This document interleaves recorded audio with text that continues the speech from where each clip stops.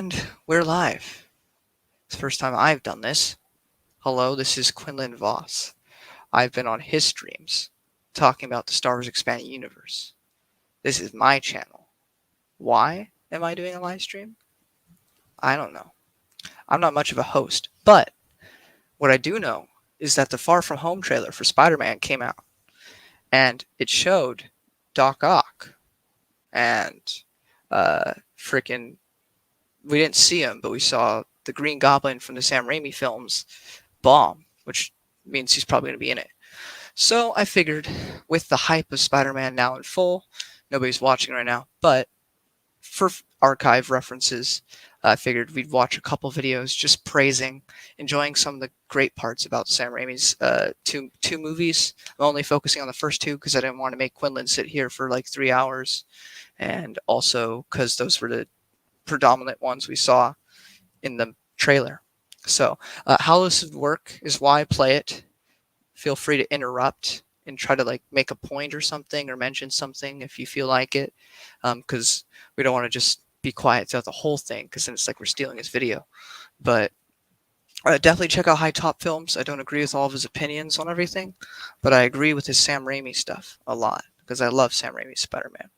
But that's it. If you want to talk about your channel at all before I start, feel free to do so.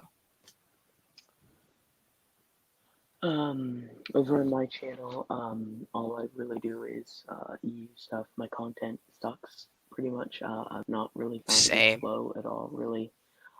So I'm working on that, working on getting like actual like pretty good editing software to use. Predominantly Star Wars Expanded Universe, but I'm looking into mixing like other sort of things that are like relevant, just reach a broader audience. Just every now and then something else, but predominantly Expanded Universe. Yeah, I'm currently reading Dune, so I might do a live stream on that. I don't know. If I do, I plan on having Quinlan with me, though I already have a major head start because I'm 18 chapters in. I'm on like page 225, so yeah, I don't know how I'd make that work. But, maybe I'll just do an overall once the whole thing's done. But and then wait for you to read it. But anyway, we're gonna get into it with the 0 people watching right now. But yeah, sorry, I was checking something. I'm gonna turn off my cam while I put it on, but first let me see if this sharing feature actually does as I want it to. All right, so I wanted to share I don't know how I'm doing this. Chrome, entire screen, the window. Should I do? I guess I'll just do the entire screen for now. I don't have anything to hide, and share audio. That's not gonna work. There we go. All right, I don't. Ooh, Inception. Okay. They will hear themselves. Okay. So that's that. I'm gonna go. Like 7 of us. Yeah, it's insane. Can you see this? Or do you see me still? Yep. Okay. I can see that. So for this, I'm going to turn off my cam. I'm going to get started on the very first Sam Raimi Spider-Man. Like I said, feel free to interrupt if you have something to say. Obviously it's late for you, so you can't be too loud. But since I can't see your little bubble, just try to speak up if you have something to say.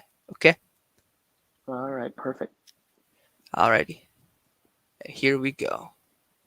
Let's make sure this is all the way up. Okay. Can you hear it? I need again. Okay. Who am I? You sure you want to know? The story of my life is not for the faint of heart. If somebody told you this was a happy little YouTube video, if somebody told you I was just an average, ordinary Raimi shill, not a care in the world, somebody lied. But let me assure you, this, like any story worth telling, is all about a trilogy. That trilogy. The Holy Trilogy. The Raimi Spider-Man trilogy. The trilogy I loved since before I even liked films. I like to tell you that's me directing these masterpieces. Heck, I'd even take him. That's me. High Top.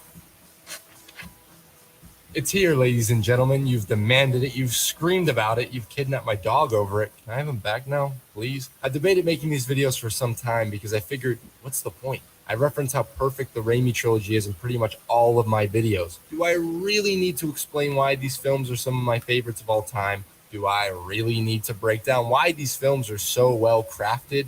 Do I really need to deal with 13-year-olds in the comments yelling about how cheesy these films are? Well, hell yeah. I do need to talk about the Spider-Man trilogy. I do need to talk about the amazing direction, the spectacular, poignant writing, the superior cinematography, and what really is the ultimate superhero trilogy. Pizza time. Oh Where do I yeah, even begin? How pizza can I time. construct an argument so Nice. convincing that Great you meat. walk away from this series never calling me a hack again? You're a hack. Do I just ramble for 60 minutes? I say Or pizza do I time start every by time I talking eat it about now. the genius behind these Yeah. movies? Do something that Sam Raimi. To understand Spider-Man 1, 2, and 3, first you need to understand Sam Raimi. Sam was an average, ordinary guy, not a care in the world. And like you, me, and countless other aspiring creatives, he had a dream of making movies, creating something. You see, in high school, Sammy Boy would make these little silly slapstick Super 8 shorts with his pals Bruce Campbell and Robert Tapper. You can find some of these shorts on the internet, and it's honestly fascinating to see how this evolved into this, which later evolved into this. Eventually, this motley crew of filmmakers said, "Fuck school, let's go make a movie instead." So they all dropped out. Robert Tappert, Bruce Campbell, and myself all bought business suits and matching briefcases and dropped out of school. Then we worked as waiters, busboys, janitors, cab drivers. How old were you then? 18. They then shot a short called Within the Woods, which is sort of a prototype Evil Dead. The reason we made this picture was to show the potential investors, these kids, us, that we could make. I just want to say, have you seen the Evil Dead movies? One of them. I don't remember what. I saw clips of one of them on one of my friends was watching it when I walked in, and I watched like 15 or 20 minutes of one. I had no idea what it was beforehand. It is so good. You need to watch specifically Evil Dead Part 2 and The Army of Darkness. They are phenomenal. They're wonderful, fun times, and Bruce Campbell makes an appearance in every single one of the Spider-Man movies because they're like the best of friends. Sam Raimi and him. So, Right, yeah.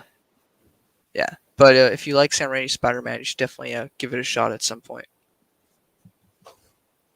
But yeah, I just thought I'd make that little mention. Evil Dead is worth your time. A picture that worked, a horror movie that actually could scare them. I mean, that was our goal, at least. I hope it scared them. Somehow that scheme worked, and they got the cash needed to finance Sam Raimi's first feature film, The Evil Dead. Sam Raimi wasn't handed anything. He wasn't a rich Hollywood boy. He was just a kid from Michigan who had something more powerful than money, passion. Why not have a guy who made, Evil Dead for $350,000 do Spider-Man? Because that's the guy you want, not the guy who's used to having everything all the time. Give it to someone who's used to doing a bunch with nothing. Now you give him something. Sorry, can you hear my and fan? I think it was a good choice. No, you're. That's a funny image to pause on. No, you're good. I don't hear any fan. Okay. Okay, Yeah. perfect. Just switch. Just just wondering. Yeah, just FYI, he's going crazy here. That's why he looks so cuckoo. He's stuck in a cabin by himself, so that's why he looks like this. But yeah. That passion is clear in Sam's entire filmography. This is one of the reasons I love Sam Raimi and his films. You can see the passion behind every single camera move. Just look at this montage from Spider-Man 2. Most filmmakers wouldn't put in half the work Sam and cinematographer Bill Pope do for a scene as small as this. Look at that shit. How did they do that? Did they use a crane? A crane shot just for that moment of Peter running away from Dickovich? Someone who doesn't care, someone who just thinks filmmaking is a job, doesn't do that. Sam Raimi cares. But I'm getting ahead of myself. Let's rewind back to my first experience with Sam the Man Raimi. Amazing Spider-Man. So before settling down to write this series, I wanted to rewatch the trilogy and try to keep nostalgia out of it. That's a common excuse I hear from people who don't like these movies. You're just blinded by nostalgia. Tom Holland is clearly the perfect Spider-Man movie. And while, yeah, these movies were my childhood, and I don't think nostalgia is a bad thing, why is happiness a bad thing to you cynical goofballs? I wanted to try to remain as objective as humanly possible. So I sat down with my girlfriend and my brother, both of whom... Yep. What's up? What's interesting for me is I obviously was born not when I think the third movie was finished by the time I was born. So I obviously didn't grow up watching them. I watched them 5 or 6 years ago, right around when I started being CU, and Mhm. nostalgia wasn't a thing for me, obviously, because I didn't have it, because I hadn't seen it when I was really little. I'd only seen it like a couple of years ago, and Yeah. I still thought it was a really excellent movie, the first time I saw it, and then the second one blew my mind. It's the outstanding one from the trilogy, my favorite of the three. And then the third one was really cool at first, and then rewatching the trilogy, I can find faults here and there, but for the most part, I just still find them to be amazing movies, and nostalgia is nothing to do with it for me because I have nothing to be nostalgic about. Yeah. I mean, I definitely grew up. I mean, I was born in 2001, so these movies were coming out when I was super duper little. So, in fact, I remember some of them actually being kind of parts of it being boring when I was little. Now that I've watched it older, I enjoy it more than I did growing up. So, I think for sure growing up, I watched a lot of the 90s animated Spider-Man because that would come on TV a lot, along with like Gargoyles on the Disney XD. It wasn't called Disney XD back then, it was called like something else. They changed it like a few years back.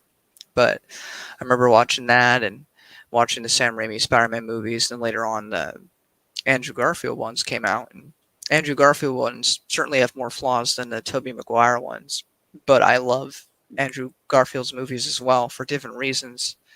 Um, but I don't think there's ever been a bad Spider-Man movie. I think there's been None, yeah. yeah, I think there's been some errors done with certain aspects to it, but I think overall we have not gotten a bad Spider-Man movie overall as a whole. So I think that's an See, impressive and accomplishment. so zoomed in on my face.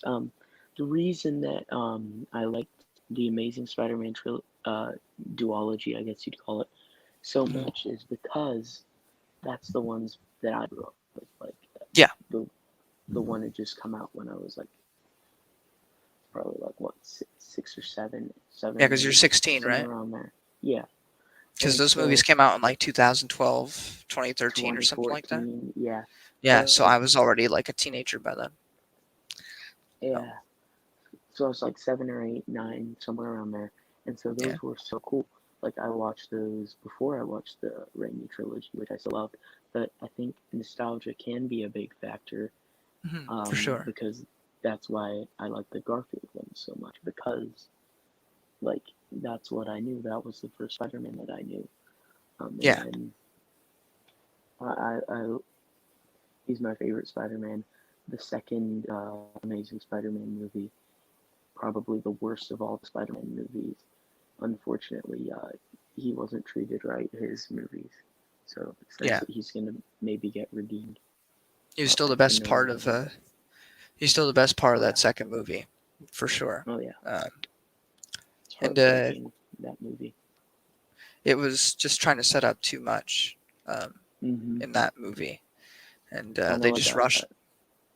Spider-Man Mm. 3 was better than TASM 2, but it also kind of crammed a bit too much into like Though to 5 be fair to films. that, I think it was with Amazing Spider-Man, it was the director and a bit of the Mm, studio interference, whereas with yeah, Sam Raimi, it was entirely studio interference. He didn't want to do Venom because he yeah, was a big fan of Spider-Man prior to like once Venom came into pictures, like the 90s was when they really started having Venom and everything, hmm, and he'd yeah, stopped reading comics by that point. Like he grew up, he had other mm, things to mm, do, mm, so he didn't want to do a character that he didn't know super well. And so mm, they're like, yeah, well, you have to because he's super popular, and we don't know if you're going to get a fourth one, so you're putting him in this one. And he's like, but I don't want to do Venom. I want to do Sandman and maybe uh, uh, Harry as the new Goblin. But that's like it. That's all I want to do. I know those characters is what I want to finish off. But they said no, you gotta do it. So he had to try to rush like all three villains into one film. And I think even though he was forced to do it, I think he did a fairly good job. A lot of people use like the dancing scene as a big meme for why the movie's bad. But if you see the way he wanted to edit that scene, he wanted to edit that scene to be that stupid dance he does right after he throws the bomb back at Harry and messes up his face.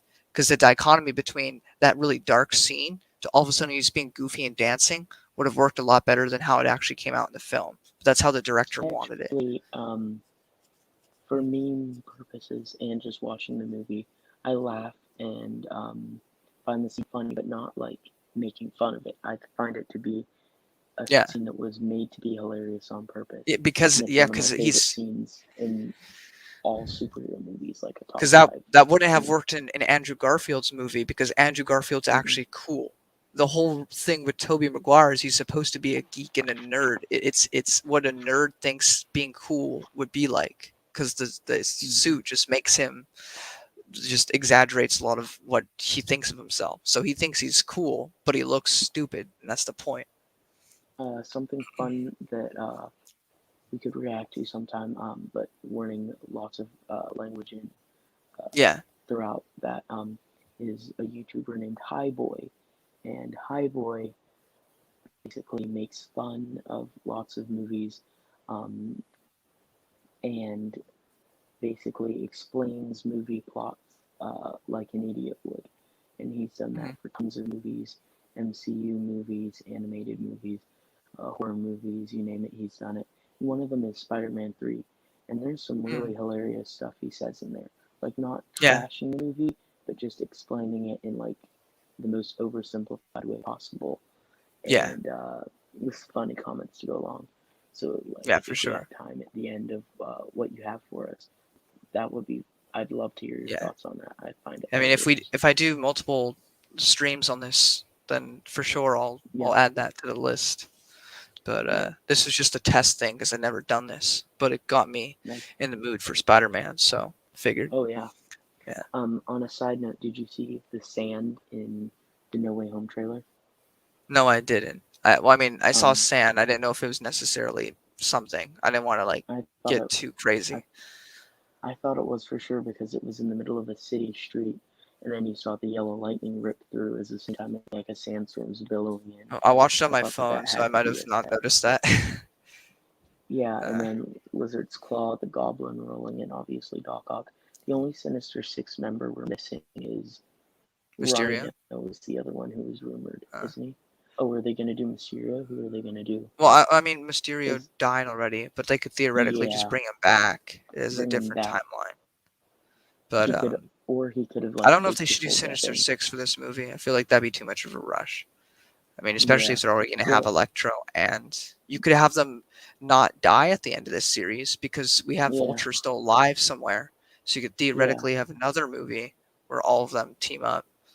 Well, they've already got but I saw Lizard's Claw, I saw Doc Ock, I saw Green Goblin's pumpkin rolling and in. his laugh. Yeah, his laugh. Dude, if they do an chills up my actual, arms. if they do that purple like green suit that he has in the Oh, I comics and really stuff, hope he and they make does it like if they do look. that. Yeah. What Look I'm thinking good. of was Look like, really good. what I'm thinking is like a mix of costume and like CGI, and I was thinking like getting Yeah. like a very like green Vong sort of look could be really Yeah. creepy if they did something like that. Yeah, because he's super creepy in the comics, and Yeah, although I loved William Defoe's acting for him because he sold the character, the yeah, costume was the best they had at the time. It wasn't yeah, the same creepy from the comics. They could yeah. probably, if done right, do it a bit better now. And I And definitely so think bring Doc William Ock though Defoe for back. two. Doc Ock for two looked better than he does in a lot of the comics where he's wearing like this like green and yeah. yellow suit. I mean, yeah, it's Yeah, he just like looked a great. little like coat or whatever, but it's still he looked good. He looked So cool. He looked it definitely looks some more really CGI cool. in the trailer though, because as we'll see when we watch the video about the second one, a lot of those claw shots in the Sam Raimi movies are real claws that they made, which Yeah. just added to the authenticity. Whereas I can clearly tell the claws in this new No Way Home trailer are just all CGI, which is Yeah. understandable, but kind of Mm-hmm. miss the old look because you'd have it like actually like hit a wall and you're like that's actually there, but I can tell that that's not real. So for sure. I but think unfortunately if you think that like the final Spider-Man movie is always the one that tries to do too much, it seems. And I think they're doing the Sinister Six in this movie. Yeah, I they don't might, think they're setting it but up for the future. I with think they're rushing other it just a Spider-Man, bit much again. if they have other Spider-Man, that could help balance it Yeah, out. Because the problem was they were it trying to could do that with balance it only out. Yeah, him, and he hadn't met them yet. That was another yeah, issue. They're trying to bring all 6 of them, even though he hasn't had an individual movie with them. Technically, if you're doing the multiverse, Toby's already met 2 of them, and if you're or 3 of them, if we're counting Sandman, if you're right about Electro and the Lizard, Oh, then that that's was something Andrew's Jamie met. Foxx has been confirmed for it Oh, yeah. to return as Electro. Yeah. As for the Lizard, though, I don't know if it is. But I mean, they Yeah, don't necessarily need the actor if it's just no, CGI. They could get anybody yeah, to do it. So right, theoretically, that could be there. Sandman's a bit harder to do unless he's entirely yeah, just like a blob for the whole thing. But if they get an actual yeah. actor, then maybe they're keeping that secret. Well, But technically, if they got an actor, it doesn't have to be the same one because he could Sandman could theoretically shapeshift. change his form. Yeah. True. But it would be cool to see him again. Oh, it Uh, would be for sure. yeah. It'd be a missed opportunity if they didn't. But yeah, and then I think.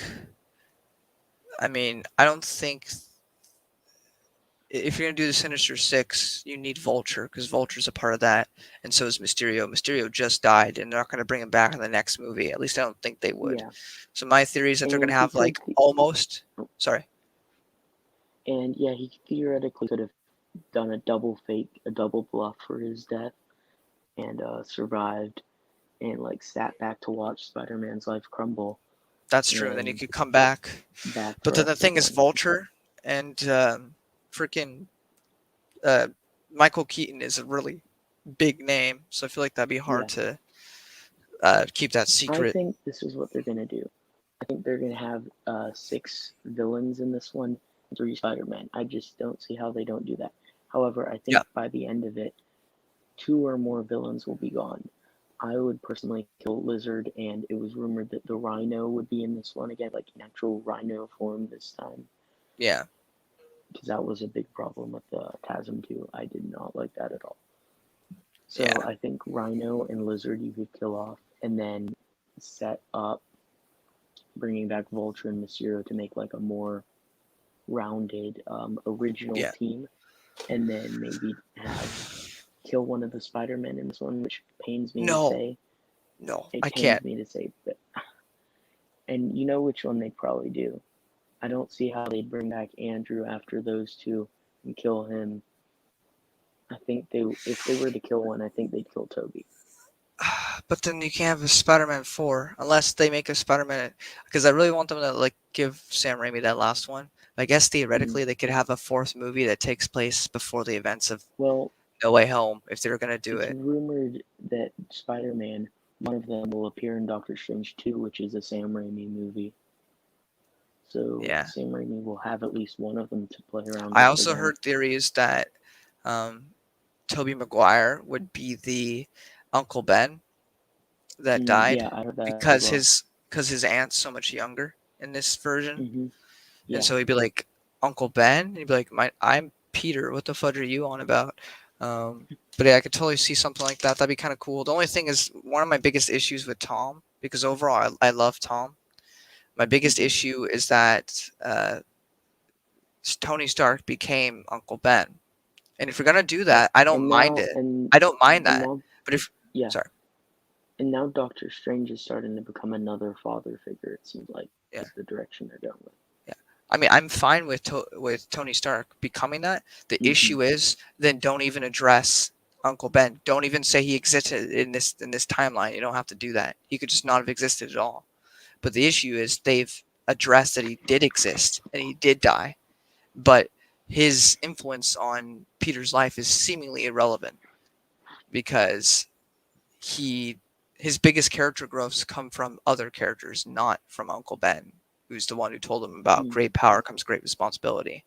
So that's my biggest issue with him. But other than that, I think Tom's really great. I also just I feel like he's really nerfed.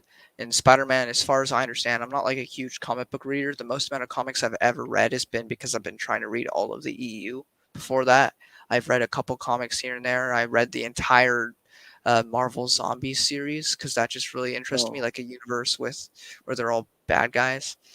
Yeah, yeah, it's a good stuff. But from my understanding, Spider-Man is one of like the top 10 Avengers at his like peak, at mm, his top performance, which we've never seen him get there really. So, or at least top 20 of the superheroes in the Marvel universe. If we're not what I talking want to like see, god powers, yeah, but yeah.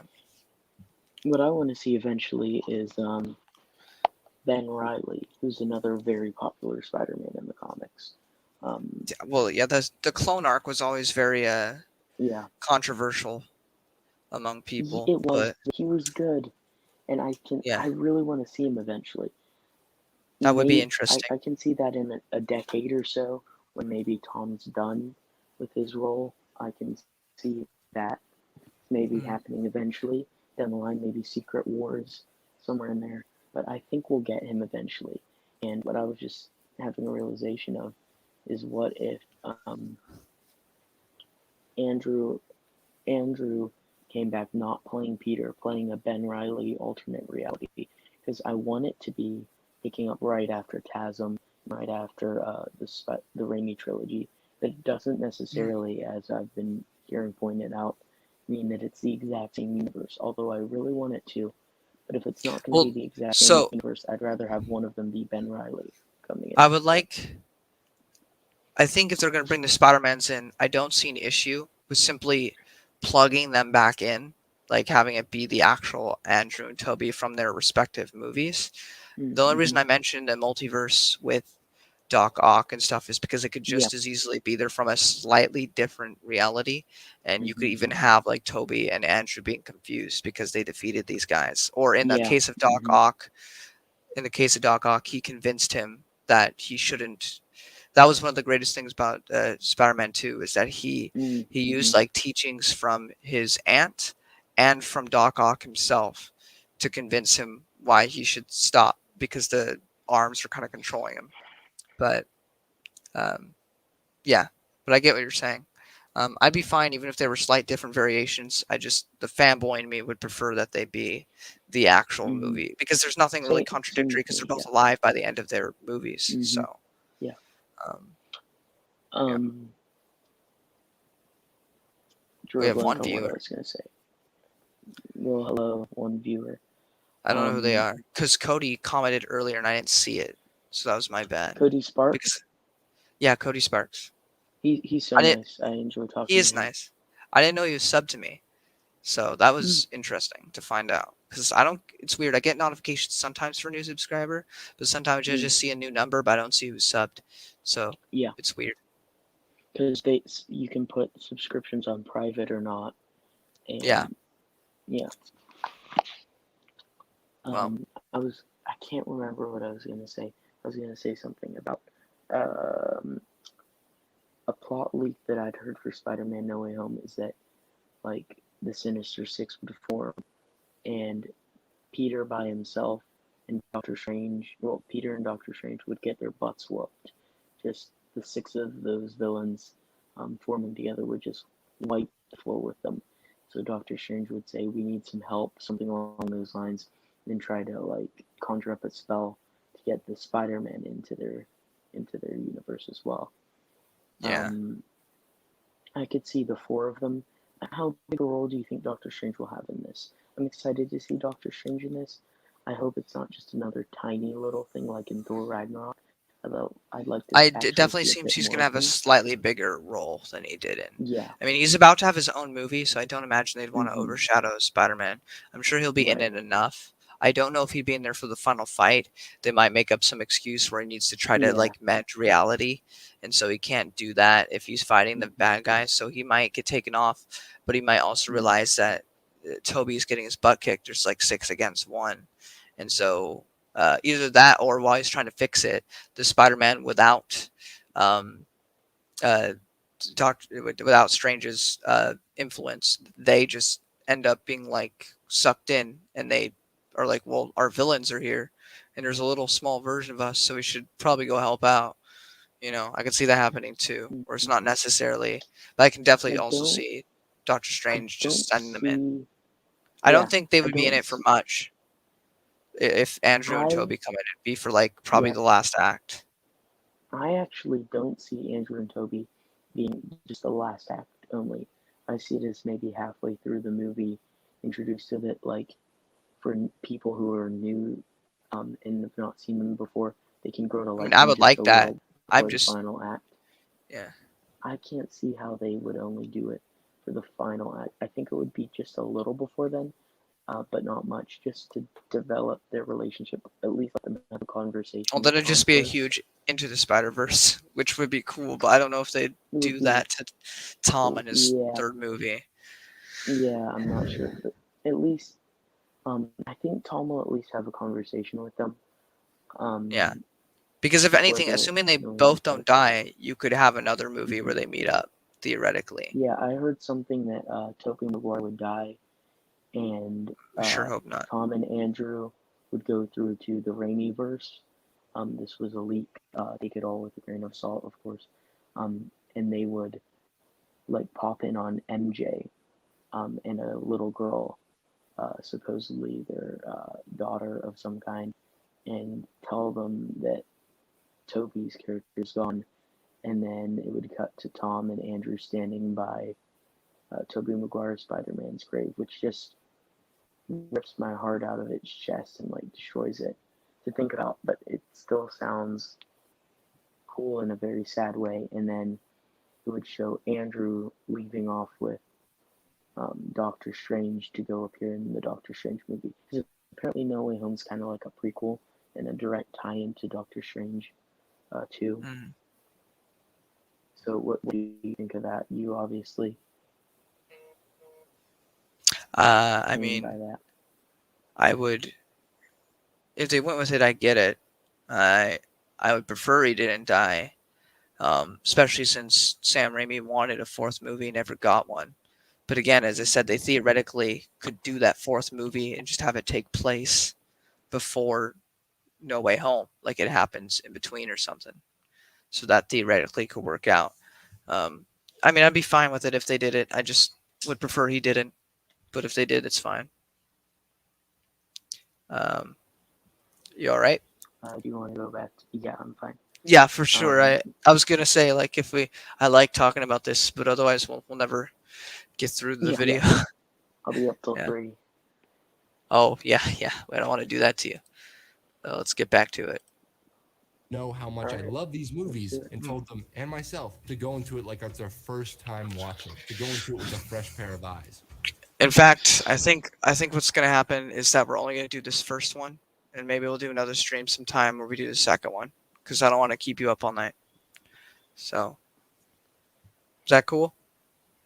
It's fine either way. I'm willing to do whatever you need for me to do here, if Alrighty. I had any Well, value at all. no, for sure. We'll just see how we're doing by the time this one's over. But yeah, feel free to continue If talking you and hear stuff. snoring, you'll know to end the stream and not start the second one. Yeah, there you go. Alrighty. I hit play and then I said,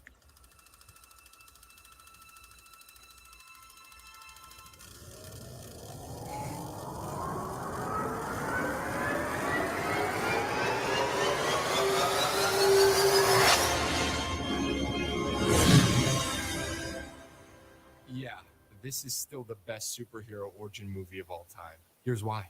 Aunt May? Aunt May? Is that an angel? Gee, did I say that? You have to understand that back in 2001, the world didn't know or care who Spider-Man was. I mean, they probably knew about the character from those silly little comic books and cartoons that spun webs and wore spandex, but the general public probably had no idea who Peter Parker was, who Uncle Ben was, who Mary Jane was. Raimi had the impossible job of introducing the world to this complicated character, and the David Koepp screenplay does exactly that by keeping things so simple. Within the first 6 minutes and 30 seconds of the film, we know the goals, the wants, and the personality of our protagonist, Peter Parker. We know he lives with his aunt and uncle. We know he's a huge weird science dork who gets bullied by everyone, including this bus driver. We know he's madly in love with the girl next door, Mary Jane, who's dating this early 2000s Deathstroke. We know that he's best friends with this rich kid named Harry Osborn, who has an abusive relationship with his father, Norman Osborn. We even know that Harry is constantly disappointing his father. We see in Peter's introduction to Norman that old Normie is more impressed with this kid that he just met than he is with his own son. You're a genius. He's going to adopt you. We can see the beginning of that resentment that will come to define Franco him. was great. Do you think we'll ever see him again reprise the role of like the Hobgoblin? Who? You mean William Defoe? James Franco, William Defoe's son in the movie, like I- Goblin Jr. by the end. It would be cool. I don't think James Franco would want to do it again, though. Personally, feel like I he's just agree with that. yeah. I'd be so down for it. I just don't think he would be. So I think he would rather do a newer character. yeah, if he was gonna come back. What would be cool though is if we see a scene of Toby traveling through the multiverse, maybe a scene of Franco like flashing through his head, like a flashback sequence or something, and then Maybe. in the MCU, Franco could play a different character, and it could be like, oh, multiverse variants, they're all different and stuff like that. Yeah. I don't know who he'd be though, but it would be cool. I could see him as Mr. Fantastic if John Krasinski doesn't work out. Maybe. Or Because he has the look for it. I don't know if he could Yeah. play Mr. Fantastic. What about though. Human Torch? He could play maybe a bit more of an arrogant, or is he getting too old now? I think he's getting too young. old. Yeah, he he's getting a probably bit can old. Play that like kind of arrogant. Remember this one right here.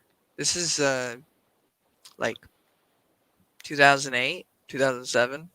So Yeah. it's been quite a few years since this movie. Mm-hmm. But because this is a clip from 3 because his face is all messed up.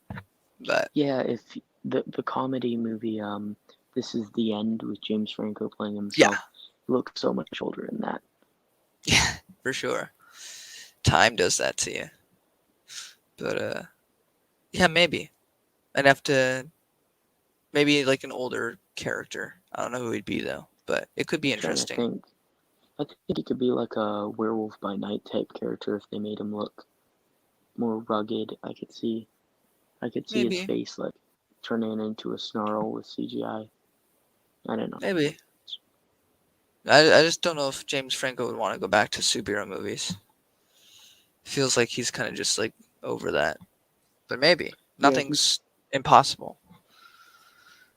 I personally feel that Franco's a little arrogant, a little full of himself.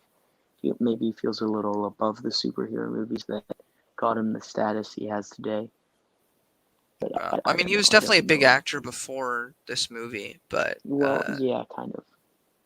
I mean, maybe not the biggest actor, but he was definitely his name was known before this movie. His name actually probably helped a few people watch this movie. But yeah, even though he's probably elevate it. He's probably the least best. He's probably the least bit of like the not as good part of these movies, which I don't think is entirely his fault. I just don't think he knew how to, because the material he's given, like Sam Raimi knows that it's kind of cheesy, but it works with a lot of the other actors. They know to like pull it off, but I don't think James Franco really knew how to do that. So, right. Yeah. But yeah. I don't know. Maybe I'll come back to that thought as we continue. But it's an interesting one. The screenplay manages to introduce the audience to the world of Spider-Man, the characters of Spider-Man, the hero of Spider-Man, the villain of Spider-Man, the love interest of Spider-Man, the friends of Spider-Man in under 4 minutes if we aren't including the opening credits. 4 minutes. Does that not impress you? Okay, fine. By 10 minutes and 30 seconds, we get all the needed exposition dumps to explain Spidey's powers. We get more than a hint that Harry also has a crush on MJ. We get this awkward but so goddamn heartfelt moment between Pete and MJ. Oh, and Peter gets bit by the fucking spider at exactly 10 minutes and 26 seconds. Now, usually you would find me complaining about how fast the pacing is in these cape flicks, but by golly, it works here. It doesn't feel rushed. Kep and Raimi established the basics, more than the basics actually, of pretty much every central character within the first Oh, 10 man. minutes of the That film. Oof, sucks. I The hate rest of that. it is focusing on I what felt matters, that. the relationships, the I dynamic. feel like that every day almost. No. Spider-Man Jeez. isn't about plot. The character of Spider-Man has never been about plot. It's always been about the characters. The story is always in service of the character. The beauty of this particular story, this plot, Oh, is man. its simplicity. Freaking. We have parallel arcs going on for Peter and Norman. That Peter scene. grows into a hero while Norman descends into the villain. Their arcs smash into each other at this wonderful Thanksgiving scene I already made a video about. And because of that intersection of arcs, Norman kidnaps Mary Jane, and it's up to Spider-Man to save her and stop Norman. That's it. No magic blood, no turning the city into lizards, just a hero becoming a hero and stopping the villain. To put it simply, a simple plot allows for very Change? Yeah, Oh, no. big change. complex characters. Oh. I thought I You got rid of that. too. No. No. Getting Ignore that this. perfect slice This doesn't is exist, guys. satisfying This doesn't exist. fulfilling. I'm so sorry. and rewarding. Probably should have downloaded the Spawn. video. Spider-Man Should Yeah. have downloaded it, but I didn't. How do you download YouTube videos anymore? The one I used to use is gone. I just find a bunch of websites where you like Yeah, transform it into an MP4, and then I just right. The Yeah, one I some used of them to are use sketchy, doesn't work but- anymore. yeah Oh yeah, all of them are sketchy, but they work. If you just look up YouTube.mp4, you'll find or YouTube to Okay. MP4, you'll find like a million of them, I and you just used, gotta find which ones are kind of trustworthy. Yeah, I used YouTube Mate, but it closed down for copyright reasons. I was downloading Matt's show because I was gonna put it on a DVD for myself and one for him and send Yeah. it to him of like his entire show. Thought that would be kind of a cool idea. Oh, on a side note, I got into this massive Discord battle to the death with Noah on Legacy of the Force, and that was some Yeah. scary stuff because everybody ganged up on me. It was like a 6 against 1, but it was I fun was too. actually fighting today in a forum with Yeah. a user named Lord Rias. And Oh, Lord really? Rias knows Noah. He knows Quality Autism on Reddit. Well, all the people who and dislike Legacy, they say the same thing, which they probably say Yeah. the same about people who like Legacy, but they all say Mhm. similar things. So, but Yeah, I was like, it's bro, ridiculous. I was like, bro, you're gonna go through the whole thing next year, right? He said he was gonna go through all of the Denning verse. So I said, okay, look, The just Denning verse is such a stupid term. Get that Yeah. out of my head, you Thrawn, you Zon purist. yeah, I'm so sick of like Zon fans who overhype Zon's work. If you reread the Thrawn trilogy, it's not great. It's good. It's passable. It's not outstanding fiction. It was Well, I good think enough. I think it's mostly with Noah. He really likes the book Traitor by Matthew Stover. And it's more of he doesn't think it aligns with NGO, which I understand where he's coming from. And I even conceded that I don't think Traitor at all shows that Jason is turning dark side, because he's still light side by the time that book is over. I said But that's where that Darkness comes in, and it transfers it Yeah. beautifully. Dark Nest, and then you get even more information in Fate of the Jedi. But they try to say that those two were contradictory, and I said how he gets visions of Darth Krayt and about Alana. He becomes more practical about how he uses the Force. He's still not dark side by Dark Nest. He's just more practical about the things he does, and it's not to Legacy where he finally turns. Even then, he's doing this back and forth. Oh, will I do it? Won't I do it? To like book 5 where he finally commits. So. But yeah, anyway, that's sidetrack. But then we also got onto a topic of Legend of Korra, because he's gonna finally watch that, which I'm curious to see what he thinks. Because yeah, a lot of it's kind of bad, but I really like Zahir as a villain, so I want to see if he likes Zahir or not.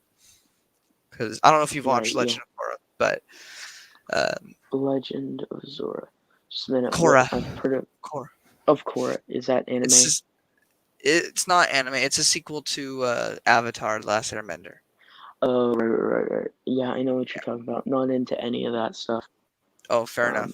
I try to get into it so bad because like all my friends are like. Season 1 is the weakest. You have to get through season 1. Well, You gotta I've give it a never try. been into any of that kind of. Well, it's not anime, so Yeah, because yeah, it's I made know. by Americans, so. Right, But I but get it's you. still a cartoon that's kind of, it's similar. Yeah, It's I get not, that. but it's like a replica of the genre. It's like side genre within it. Fair I enough. don't like any of those kind of cartoons that replicate anime or anime. I just never got into the styling or anything like that. The storylines. I'm sorry. I tried so hard. It's okay. Anyway, but yeah, that was going on today. But anyway, I'm gonna get back to this Well, because by the time this is done, we're gonna be 50 million years old. You know? well, I'm enjoying it so far. He has a way with words, this guy. Yeah. I definitely I've seen his videos like twice, so this is not blind for me. But I know you've never seen it, so Yeah. I like going through stuff I've already watched with somebody else. Like my friend hates me whenever I'm like, hey, like Lord of the Rings, I haven't watched since I was in middle school, but I finally convinced him to watch it. And he's like, but why? You've already seen it. I'm like, bro, first off, it's been like years since I've seen it. Secondly, because it's a different experience when you watch with somebody who hasn't seen it before. It is. So But the worst thing is when they don't react the same way you do. You're just yeah. like, I hate that so much. Or when they don't give you enough feedback. Like one of my Yeah. friends, whenever I watch a trailer, I immediately like sit him down and make him watch it with me. And at the end, he just No. says crazy, and that's all he says. Yeah. Like I'm Me and like, him. okay, Yeah. anything else?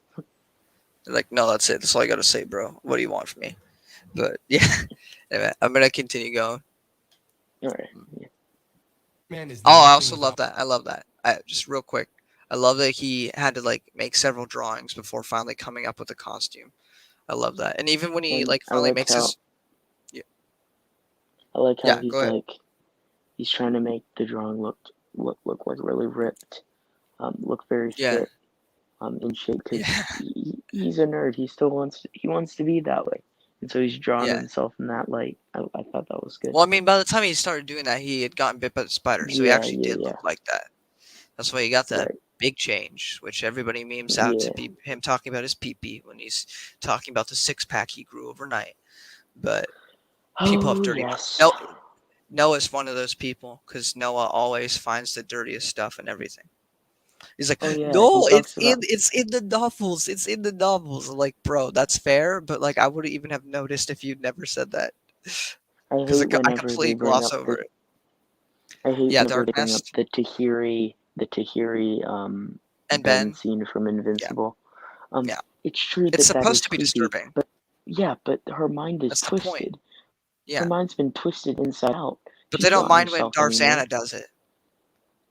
No, Darzana's yeah, like 14 or 16 when she does it, and yeah. made sure that she's doing it to a Twi'lek that's approximately the same age, but she's still using her body, and that's fine for a Yeah. 16-year-old to do, but it's not okay for somebody who's around the same age to do it. See, people who think that Tahiri was wrong there for doing it to a human, and Zana was wrong for doing it to a Twi'lek. Noah, you're just as bad as the Empire. You're against aliens. You're Yeah, he's a pro-human. bigoted. Yeah, exactly. He's okay if one woman just manipulates and messes with an innocent Twi'lek man, but it isn't okay when it happens to a innocent becoming a man teenager human. I like how innocent Ben seems. Like, he even asks, are you trying to seduce me? Like, so innocent. Yeah, but the more of the things he usually mentions is Dark Nest, which is fair because I Yeah, mean, now that the I've bugs. seen, he gave me specific quotes, and I'm like, I will defend all those series with all my heart. But I mean, you showed me the pages at least. Like he did more there than he ever did with Legacy. Like he actually showed me pages I love with Dark Nest. It's one of my yeah. favorites. Well, Like, Tenelka and I'm just saying Jason are it okay does. in that one. The bug stuff Like, is there, where it's heavily implied that oh sexual yeah. stuff has happened, and I was like, okay, that's fair. It's there for sure. Every Denning hater ever is like brings up the bug orgy and stuff like that. Well, yeah. Denning really loves the bug. I'm so mean. Oh yeah, Denning really loves the bugs. I'm Noah, and I'm just more this man about the EU and the universe. It's all good I fun, know Noah. what If you I'm ever watch doing. this, Yeah, he's like the writer doesn't know what they're doing. I know what I'm doing. Who am I? Nobody who's a fan, and I live in Germany and have this accent. which I'm not attempting right now Which makes because me I suck at sound accents. smarter. Which makes me sound smarter because I have accent and you don't. He sounds like a mad scientist a bit. He's like, you should have just given me the Denning verse. I could have written it so much better than he ever could. Denning is poo-poo garbage. I hate him. He is my Lisa. Ha ha ha. Yeah, I'm sorry. We should tell him, here, have a year and write us what your story would have been. Here's an entire year, and we'll be the judge of it. Yeah. Well, I wouldn't be fair It's- because we're biased, but I'd be like, here, just give it to a That's bunch of true. people Wait, that so that is he. have So is never he. read Legacy. Yeah. Well, I'd be like, have a bunch of people who have never read New Jedi Order yet or Legacy of the Force, and just see what they think of it with no context to the actual series that happened. And I think He'd that's how probably you would do write it. at the end, and the Star Wars characters lived happily ever after, and there were no over-sexualized bugs harassing the main characters. His The his end. version, his version would have Ken Palpatine come back and kill everybody. I'd love that. I'd actually love that. I know he says that as a joke, but that's legitimately funny. It's My headcanon is that Ken Palpatine is Kent Hamner. Ken Hamner. Yeah. I can see Changed his that. name because he didn't want to be a Palpatine. It's said that he's an old friend of Luke, Leia, and Han in Fate of the That's a good Jedi. point. That's a good point. And their names are similar, but different, so that Ken could be like, yeah, I'm not For the the longest time, I Palpatine's thought grandson. Kenth, because I completely mixed up the people. For the longest time, I thought Kenth was the guy from Dark Empire, but that's not the case. That was a completely different dude. Oh, Cam Salusar? Yeah, but their names are kind of similar, so I got it messed They up for the are, longest yeah. time, and I kept envisioning him as Kenth The Hammer, and then white-haired dude, yeah. then I finally realized that's not the same dude. I was like, oh frick! My past like 3 series have been a lie. Yeah, But there's a bit in Fate of the Jedi where it mentions all the people in the room. It's like Kent Hamner, Cam Salusar. You probably did a double take there. We're like, oh, that's they wrote their that's name where it twice. happened. Yeah, I was like, what the fudge? I was like, oh, I've been wrong this whole time. Anyway, I'm gonna go back to the video. Yeah. Love this though. Peter Parker, and gosh darn it, Peter Parker is just perfect in this film. Is he the perfect comic book Spider-Man who just leaps right off the page? No, but he's the perfect Spider-Man for this series. He's a complete dork, a complete relatable dork that you either were in high school or probably wouldn't talk to in high school. He's a hopeless romantic who says very melodramatic and often beautiful things when he gets the chance to. He has a bit of a chip on his shoulder, which is clear in the way he deals with Flash, Bonesaw, this schmuck, and most of the conflicts and confrontations he faces early on in the film. But most importantly, this Peter Parker is, and grows to be, a good kid and a great man. Peter in the Raimi trilogy is constantly faced with death, tragedy, loss, and so many other negative things that should and probably would destroy most people.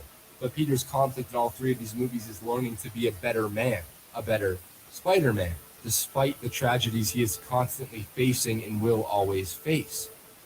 Is it about Spider-Man that's going to make you go back and do the full installation? The legendary character.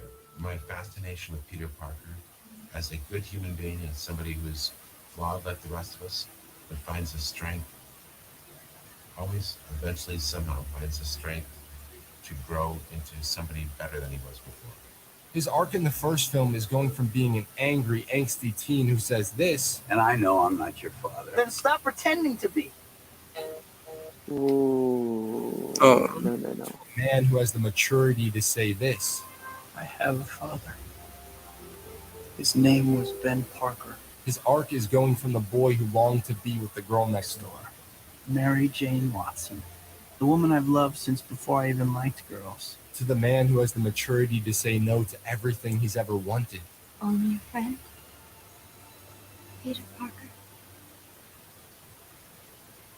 That's all I have to give. Simple, it's sincere. Tears welling up all over again. Spider-Man is and It always will hurts be to rewatch parts of this. who has the courage to keep moving forward, keep going. When he is Like faced not with in a the cringe way, you know, like Yeah. oh no. Because it's good writing. Yeah. Yeah. For sure. I concur. to do the right thing. So I'm ready for Tom Holland's Spider-Man to experience the grief I'm usually not that the type Tobey to say Maguire's did. Yeah. I guess I got a taste of it with Iron Man, but I'm ready for. I think they're gonna kill Ned, if I had to guess. Oh man, that would Take his suck. best man Yeah. out. It really would, but Unless I he think stays that. alive and gets skinny and he becomes a hobgoblin. Yeah, I was thinking That about actually that. that'd be something. That'd be something because he's like just like the cool friend. But if they actually fleshed him Yeah. out and did something, I could see that. Actually, he got a lot skinnier over the years since the last one, so he could Yeah. at some point And he could go from asking Spider-Man to join him in building his Lego Death Star. to And, making a Death Star. Yeah, that's what I was gonna say. Yeah. Yeah. Actually, if they did it right, that could be a really heartbreaking movie. They just did a Oh, single for movie sure. with him versus that, and he, yeah. I don't know how they would do that, but that could be an interesting take. But anyway, If I'm gonna keep Ned was blown up in like a Green Goblin pumpkin bomb at the end of this movie, and then he's presumed dead, they never recover his body, assumed vaporized, but through the pumpkin bomb, somehow it mutated like his laughing genes. And, gas, yeah. Gave kind him of like the the same. Joker. Yeah, exactly. Yeah, maybe that'd be interesting. Keep going with this one. Differing opinions, differing perspectives. Everything I do on this channel is my opinion and my opinion alone. But in this case, you're fucking wrong. Quit. Spider-Man should be quits in the comic. I wish we could say that to Noah. I hate the fact that I have to talk about this, but I want this to be the definitive Raimi video. So here we go. Give me like 30 seconds. Do you really think it's necessary in scenes like this or this or this or this for Spider-Man to spit out a joke? The story and action pieces that Raimi stages don't allow for Spider-Man to be a motor mouth. When he finds a scene where a joke would fit, he has some lame, dorky, and corny joke that this dorky and corny Peter Parker would say. What more do you people want? Quit. Mary Jane is a character that constantly gets shit on. And yeah, some aspects of her character are dated, traditional. She's often a damsel in distress. She screams to the point of annoyance.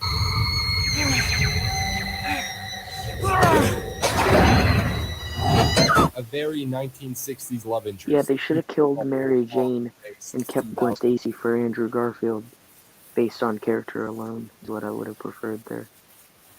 Killing him off this Mary Jane, you mean? Yeah. I don't know about that one, but I mean, her character was so annoying compared to Gwen Stacy in TASM. I don't was so likable. I don't agree. I mean, there were parts of her that because she screamed and stuff, but like so would you if you were falling to your death. I mean, the parts of her character that are great are really great, and I mean, this video helps explain why her character's great for what she's given. And I think people just don't remember a lot of the good parts that she has. But I mean, I can see your point. But I mean, I just don't think Gwen or her should be dead. I think that was one of the worst choices. Like they just wanted to have the iconic moment from the comics, but didn't have enough time to build up to that. They had 2 movies with her, and they didn't have enough time to really build up that relationship as much as they could have before making a decision like that. Like maybe in the 4th movie, and with less bloatingness within it, I could see that happening, and then bring in Mary Jane. But honestly, I really liked Gwen, and I think they shouldn't have killed her. But I also like Mary Jane, and I don't think they needed to kill off either one of them. But that's just my thought on that. I don't think they needed to copy the comics. Do that. Gwen Stacy's spine hitting the floor still breaks my heart every time. Yeah, that was rough, for sure. Like the snap in Garfield's powerful emotion. Oh man, that just. Well, when I watched that, I was young.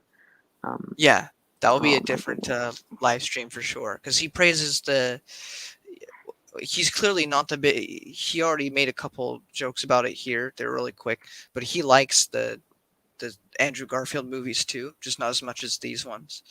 Right. But his whole video. I was like, stop making fun of the lizard. Yeah, his CGI was as good as it could have for the time. Yeah, he makes an entire video though that's very positive. He only mentions the positive aspects of the movie. He doesn't bring up the negative stuff. So we'll get to that later.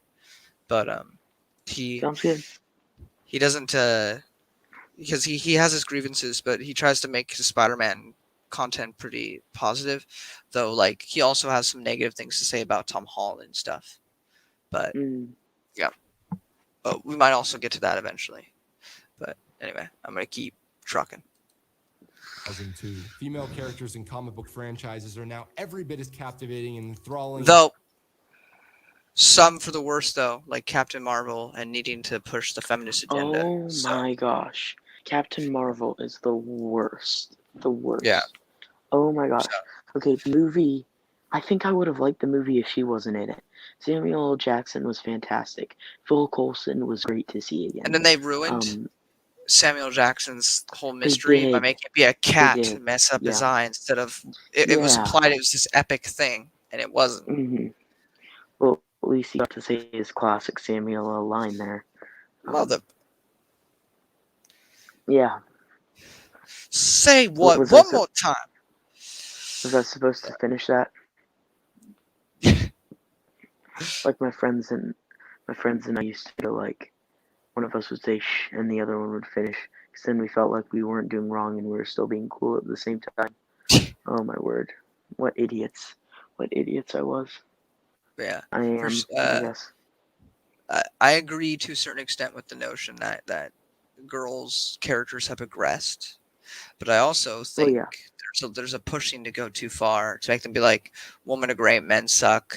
And I think that's if you want equality, look at the EU. You have, Mara Jade doesn't tell Luke constantly that he's a piece of utter garbage and isn't powerful. And nor did Luke tell her that. They get along perfectly. They both are raise equals. A family equally. Even though exactly. Luke's most definitely stronger than Mara, but they're equals.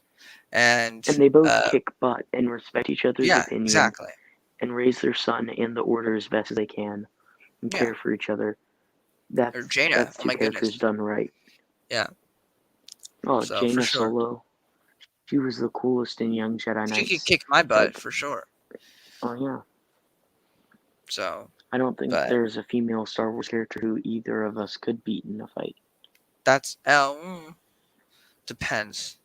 I mean, I could probably depends with Padme, because depends on which movie we're talking about. I feel like episode 1 has a holdout blaster. That's true, but does she have it on her? If she doesn't, I think I can take her. If she does have it, and I don't think I can. But by problem is if you. By 2, even if I did try to hit her, I'd be too mesmerized by the cut-up outfit. So. Ooh. Nadine Alex's channel, everybody. Then Anakin would slice my head off for. That's what I was about staring to say. Too long. The problem would be if you got too close to Padme. If you even looked at her, beat me up. Looked at her. Yeah. You'd be dead. He'd probably snap your neck. Yeah, for sure. He wouldn't even have to slice it. He'd just snap it with the Force, and then Obi-Wan would be like, "What the fudge, dude?" He was like, he was a separatist. Yeah. I find it funny that we're Marvel fans, but we're so Star Wars fans at heart. The conversation keeps going back there. Yeah. Over and over again. Well, since we're almost at 10 for me, which is like, what, 1 o'clock for you? I don't even know. I'm having too much fun. Let me check. It's only 12:40. Okay, I'm gonna try to let this play so that way you can go to sleep soon. Dudes in silly outfits. All right, sounds good. Say that Mary Jane is not complex, especially in Spider. So for sure, this one will be the only one we do today, and we'll have to find another time to do the second one, which is right here, which I had queued up, but that's not happening today, so I'm just gonna turn that off. But yeah. Anyway. Man 1 is a load of perfect casting. I touched on this in my Thanksgiving video, but Mary Jane has a lovely heart that definitely should get a little more screen time. MJ in this film learns to live for and love herself.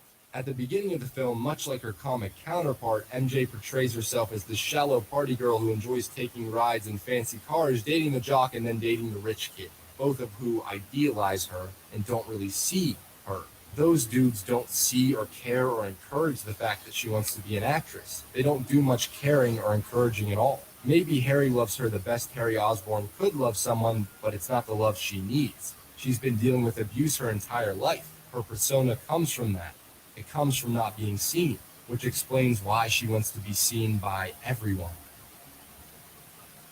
There is one person who sees her, Peter, but not at first. He's always loved Mary Jane, maybe because he could sense that she felt unseen for who she is, much like him, but it wasn't genuine love. The first time he really gets to know her, the first time they both see each other, is in the backyard. The scene starts with Mary Jane walking away from the anger and hatred of her father. She initially talks to Peter to avoid facing her parents. Their conversation starts with typical icebreakers. So where are you going after you graduate? But then there's this moment, this often overlooked and unappreciated moment where Peter asks MJ what she wants. Can't wait to get out of here. At first, she's afraid of what he might say. You can tell she's been called silly and stupid for dreaming. I want to act on stage. Really? That's perfect. No one has ever told her that before, and we can see it. We can Never feel noticed that before. this beautiful moment in the Yeah, see, backyard. this video just makes you appreciate all the things you just tend to gloss over when you Oh, watch yeah. these movies. Not only makes this scene all the more iconic, it also kickstarts her realizing that she doesn't want to be with Flash Thompson or Harry or even Spider-Man. She wants to be with Peter Parker because Peter Parker is the only person It makes me feel like I'm more than I ever thought I could be. That I'm just me. And that's okay. This trilogy is about 3 characters: Peter Parker, Mary Jane Watson, and Harry Osborn. The worst thing about these movies is James Franco, which is surprising, but still. I know that face. He's perfectly fine in this movie, and he's goofy as hell in 2 and 3.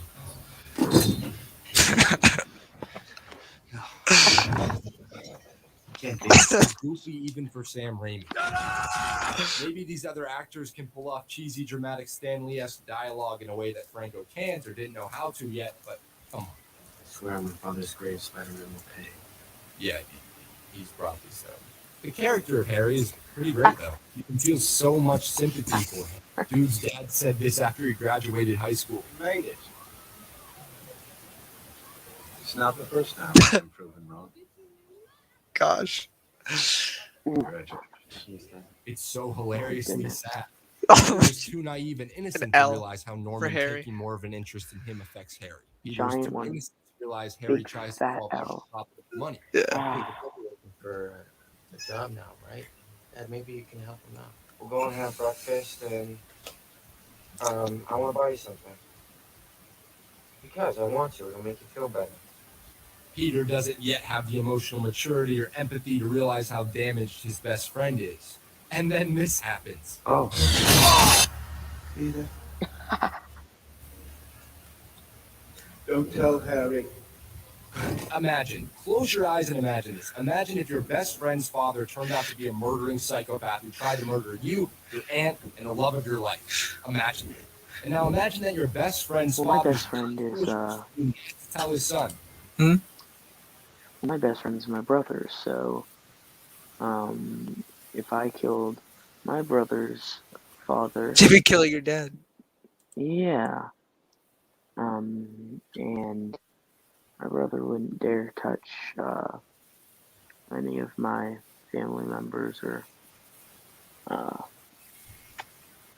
partner or anything like that, so I think I'm okay. I think I'm in the clear. Fair enough. Your best friend about any of this. And then on top of all that, imagine having to live with your best friend thinking you are the one who killed my father. And that would kind of suck if your brother That's thought good you drama. killed your dad. That's great drama. Who needs a post-credit scene when you have entire arcs and conflicts set up for future movies right in the first film? Speaking of Norman, You know, I'm something of a scientist myself. he's a dark Oh, I leader. love that line. I love that line. I say that all the time whenever I say something even remotely smart. He experiments on himself because he doesn't wish to go. He did When his not deserve to be shirtless there, I will say that. Nothing, he goes full Goblin. Spider-Man interferes, and then Goblin's sights are set on him. I love this rooftop moment where Norman was a is giving a great long kick. speech about how shitty the world is. The scene works because we, depending on how jaded you are, can understand his point. In spite of everything you've done for them, eventually they will hate you. The Goblin chooses to see the worst in people after they reject him. After Spider-Man is rejected, Peter still chooses to see the best in people and believes New York is still worth saving simply because That's right. the Green Goblin is used to tell us things about Peter. He's used to solidify the idea that this kid is about as pure as they come. Norman, like Harry, never received the love he needed. They both grew to have everything, but really had nothing. Peter, on the other hand, was raised in a loving home by two loving people. They didn't have anything, but they gave Peter love, which is everything. The lessons his aunt and especially his uncle taught him are what set him on the path to become the greatest hero in the Marvel Universe. That's what the climax is really about. Underneath all this stylish action, this grand scale, Peter rejecting and eventually finding the will to overcome Norman and remember what makes him strong. I have a father. His name was Ben Parker. I'm sorry, I don't think that clips ways. It's just a brilliant way of finalizing Peter Parker's arc, and he just wrote this simple, and it works so fucking well. Anyways, you know what's fascinating? Something that I've always kind of noticed but didn't really appreciate as much as I should have. Bone saw is ready. Has character. Even the smallest roles, like this bus driver who gets a laugh out of making an 18-year-old chase the bus. This hard-ass play-by-the-rules teacher who looks a lot younger than the students. Octavia Spencer is this girl who gets to call Peter Small Fry. The ring announcer played by Raimi's best buddy Bruce Campbell. That Sam Raimi was the first person ever to say this. He's in all three. The Amazing Spider-Man! Matt Wilkins is here, by the way. What? Hold on. The Matt Wilkins. Huh? The Matt Wilkins. That is fair, but William Defoe is perfection. Hi, Matt. How are you doing tonight? That's crazy. I think this is a first. But I mean, he's commented Matt on me Wilkins doesn't follow me at all, as he should. Well, maybe that will change now. This boy, I've become his unofficial Stig, but I'm not as handsome as Stig. I had better present myself very well. Let me go find a suit and brush my hair a little bit. Like he wore an Heir to the Empire, the Heir to the Empire review. Exactly. Or I could wear his Lando Calrissian review outfit. Go find some. That was the best thing ever, Matt. If you do cool. Make a video on Lando Calrissian just so you can look like that again with your expired root beer. That was glorious. 10 out of 10. Best Which video. Which root beer was it? I wonder. I don't know. He might have said it in the video. I don't remember.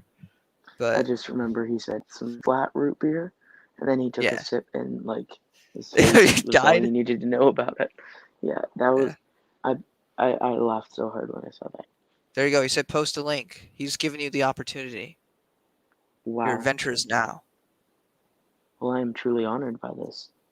And congratulations, Alex, for having him in your stream. I know this is an epic moment. This is like, Moses got the 10 Commandments. I got Matt Wilkins in my first stream. That's not the same equivalent, but I had to do a stream because the trailer just came out and freaking Doc Ock, man. I mean, that got me so 1 million excited. views in under an hour. Yeah, that's insane. Because I'm kind of, like I told you, I'm kind of done with Marvel, but I love Spider-Man, so I was going to see it regardless because I have to see Spider-Man. Oh. Am I still talking? There we go. Oopsie doops. My headset messed up for a second. Yeah, it's interesting. I'm still debating. I mean, I'm pretty sure because why would you bring back the villains from those movies? But there's a chance they don't bring back the actual Spider-Man from those past movies, which would be obviously a big mistake, especially since everyone thinks it's going to happen. But it's most likely going to happen. But I'm just trying to keep my expectations low in case for some reason Andrew and Toby don't show up. But why? No. Don't you dare say that, Magneto. I'm just being careful. I don't want for you to say that out loud. I don't want my expectations to go too high. I've been keeping my expectations so reserved for like a year now since the rumors began, and I just believe they're in it. If they're not in it, I will be so disappointed. My disappointment will be immeasurable, and my day will be ruined. Yeah, because me and him were. You mentioned the Power Ranger villain, Matt.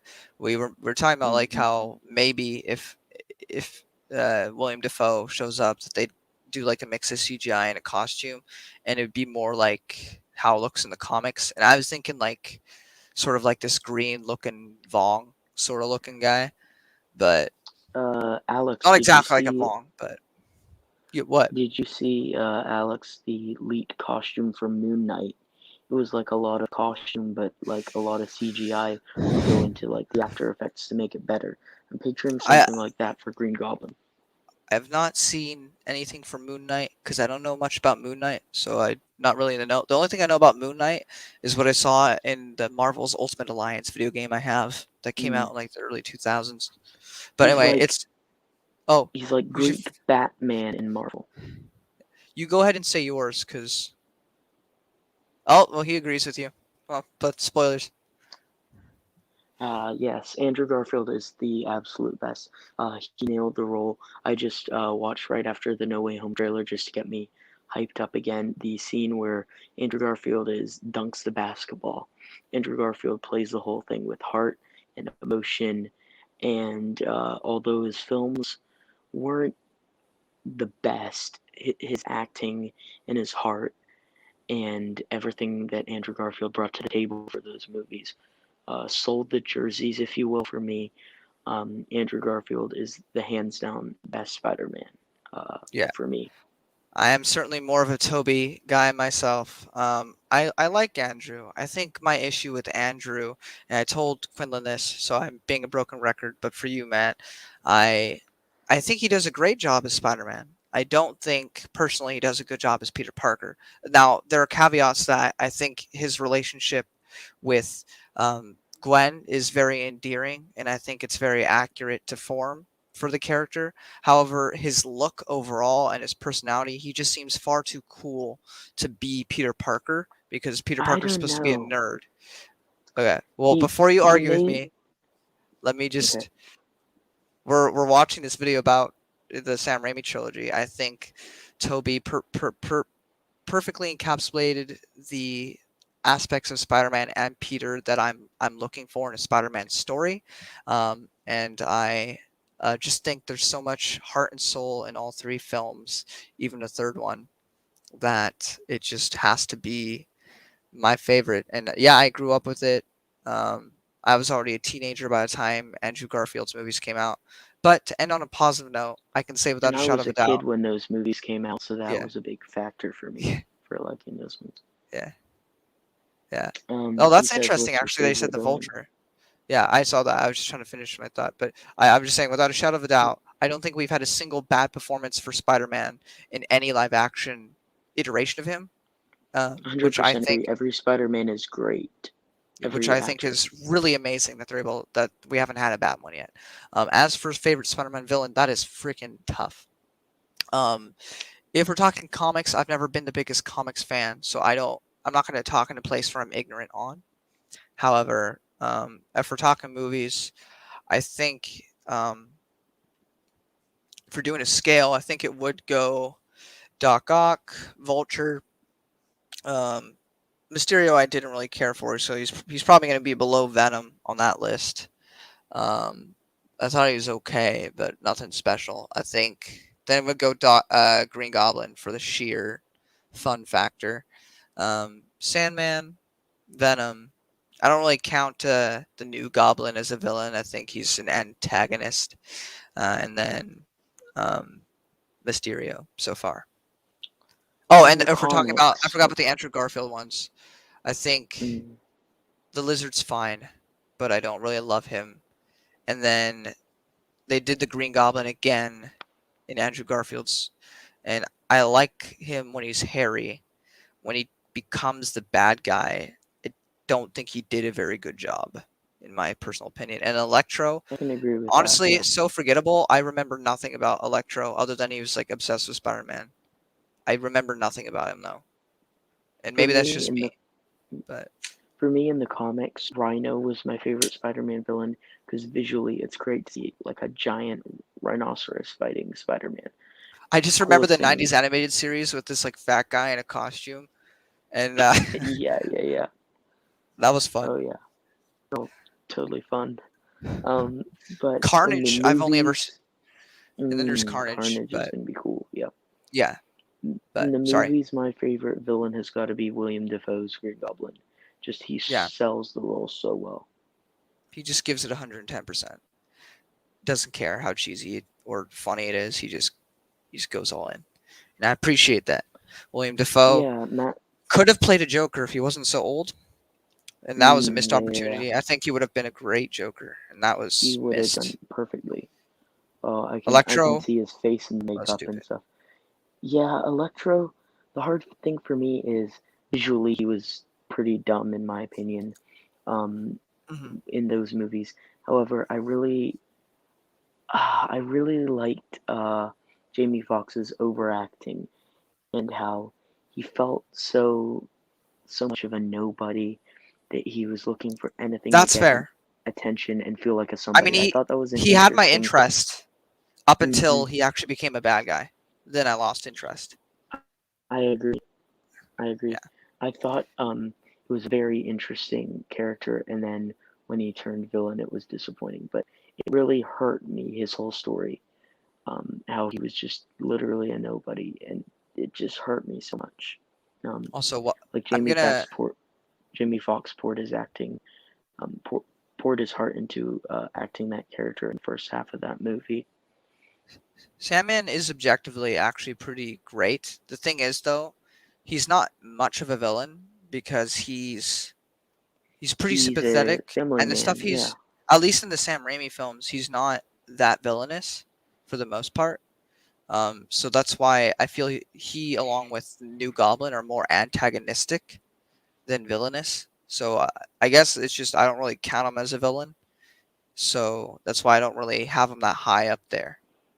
I But feel like he is wrong place at wrong time kind of character, and kind of fell under the influence of uh, of I mean, that scene Venom, where he and becomes yeah, Sandman is that like without music or anything. Like if you just watch that, like that scene is like art. It's just it's pure so art. cool.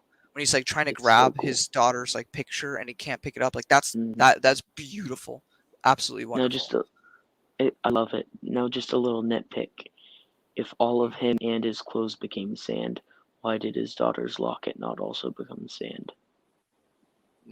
The little Mm, picture of her. it wasn't on. I don't know. Uh, Just a Wibbly little wobbly, nitpick. timey wimey, as Doctor Who would go about it. I'm going to overlook that though, but for Well, sure. with that logic, that's how we can explain the Clone Wars, right? Yeah, with all the craziness going on there. But that's gonna be insane when I finally Baloney. get to it. It's gonna Filoni Oh, baloney. Oh man. yeah. You're gonna But have to sit through Ahsoka being a brat for 3 seasons. yeah. Well, I know Matt doesn't like Ahsoka. I don't love Ahsoka. I just I am kind don't of mind indifferent. her. There are First three endearing moments with seasons, her. I think yeah. she. First 3 seasons, not a fan. Then the last 2 or 3, when she started gaining more power, and kind of developed a bit more as her own character, separate from Anakin, I kind of found myself liking her a little bit more. Again, I would have enjoyed her story more had she just never came back. Because I only watched season 7. I don't know because I just wanted to finish the show because I'd watched 6 seasons, but I knew it was Disney canon. But that was like the last straw. I was trying to be fair. I'd watched like the first season of Now, Mandalorian, then I watched that, and after that I was like, I don't care. I don't want to watch anymore. now Like the I tried Bad it. Batch, the Bad Batch arc is a part of Legends. It was released as an unfinished reel back in like 2014. But it's still Disney because they've It's changed it since then. They've Yeah, changed it but that since then. over yeah, If it was the reels you saw, then that could count. yeah, But that was never finished. right. The reels were never finished, but the episodes themselves were finished. Just the animation wasn't completely done. So you have like the Crisis on Utah 4 episodes, and the 4 Bad Batch episodes of the reels before the animation was like completely finished. You still had a 22-minute episode, which most of it probably would have made it in the completed thing. So I do count those stories as legends. Well, I don't want to get too sidetracked because it's already almost 1 o'clock for you, and I mean I don't got work tomorrow, so I don't care. But I don't want to make you stay up too late, so I'm off Actually, tomorrow. So I don't have anything going on tomorrow. you don't have school or anything? Nothing. Nope. Tomorrow's a Tuesday. Yeah.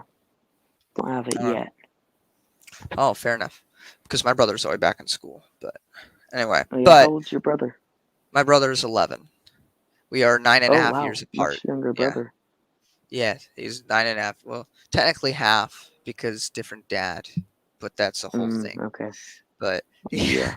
the last thing I'll say before we get back to the video, Carnage. I actually only know about him from one Deadpool comic where Deadpool went up against him, and then from the '90s animated cartoon, and he scared me in the '90s animated cartoon. So for Carnage sure, is so creepy.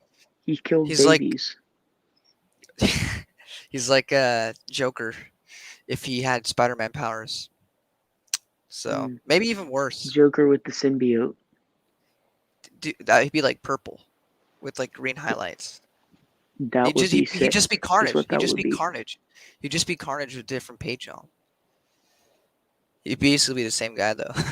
Maybe cracking more like jokes or something. I don't know. Bigger smile, maybe. Yeah, I grew up with them. They're not animated the best. It's the same like people that made the Hulk one, the Iron Man one, the X-Men one. The X-Men was obviously the best because that lasted the most seasons. All the other ones were like 1 to 2 seasons. But they have some. I watched the X-Men ones of those and 1 or 2 Spider-Man episodes. That's all I saw of those. Yeah, they have a lot of arcs in that show. They have the Green Goblin arc, they have the Hobgoblin, they have the whole Venom thing, they have the Secret Wars in there. They have like where he sees like different versions of himself. They had the Into the Spider-Verse before Into the Spider-Verse was a thing. So definitely a lot of cool stuff in there. There's a big giant, not as exaggerated as it was in Into the Spider-Verse, but you have a big Wilson Fisk. Is that where the Spider-Man meme originates from, where they're pointing at each other behind the van? No, that's a much older one. That's one's from like the 60s. Oh, wow. Okay. I wasn't sure because I'd never seen. No, it looks. The 90s animated series looks. The 90s animated series looks like the X-Men one. Oh, okay. But it's Spider-Man. Yeah. But yeah, definitely worth your time. I'm not sure. Definitely worth your time, along with Gargoyles, which is not Marvel, but it has like the same animation as the Marvel shows, and it's got a bunch of Star Trek actors doing the voices for characters in Gargoyles. It's one of the best things Disney ever did, and then it died off, never to be heard from again. But those were some fun like Saturday mornings. But anyway, I'm gonna get back to it because otherwise, what are they as fun as Ewoks cartoon Saturday mornings? Well, I've never watched the Ewoks cartoons. The first time I'll see them is I've seen the movies because my mom liked them, but I've never watched the cartoon. But I will because I'm going in chronological order. So eventually I shall get to it. But let me find not my for a while. Blu-ray to show off right before we get back to the video, if you will. Oh yeah, Gargoyles. Oh, sorry, I was just reading what Matt said. The Gargoyles was ABC's answer to the Batman animated series. Yeah, I like the Batman animated series to get to DC. Definitely another series worth watching. But go ahead and talk. I give you my blessing.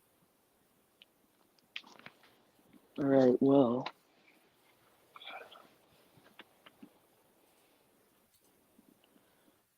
I have this. It's the complete series. Oh, you have it? Yeah, 1080 pixels for all of them. It's on a Blu-ray that's awesome. disc. It's Blu-ray. Yeah, it's a bootleg, obviously, but it's got every episode plus the Great Heap. Oh, awesome. Spread out over. Yeah, I got it illegally on the internet, and it's on my computer. But then Disney Plus put it on there, so I can watch it in HD on there. But I have that and the Nice. Clone Wars 2003 on files on my computer. Oh yeah, you should send him that link real quick to your channel before I go back to the video. All right, let me see about that. Where would I put that? I don't think you can write in the chat from Go here, can you? yeah, you can just go to your channel real quick, highlight. Oh wait, are you on your phone?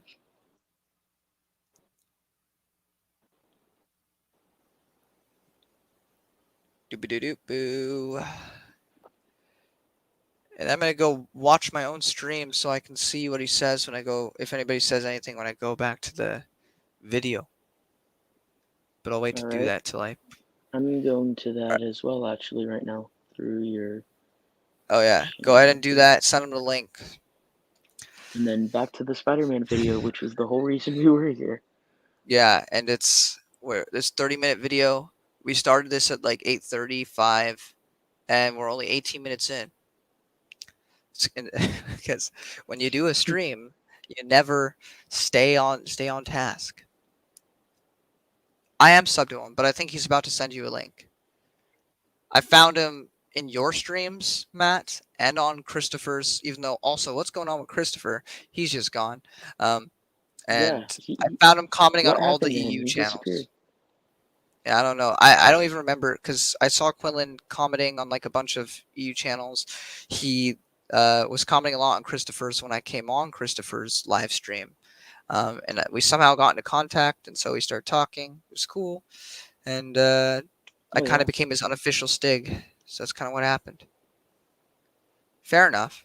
I just, is it a break though? Rachel?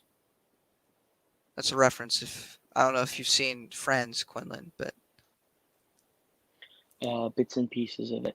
I need to do a full rewatch. It's a meme among Friends fans, but even though I'm more of a How I Met Your Mother fan, I like How I Met Your Mother more. More of a The Office fan.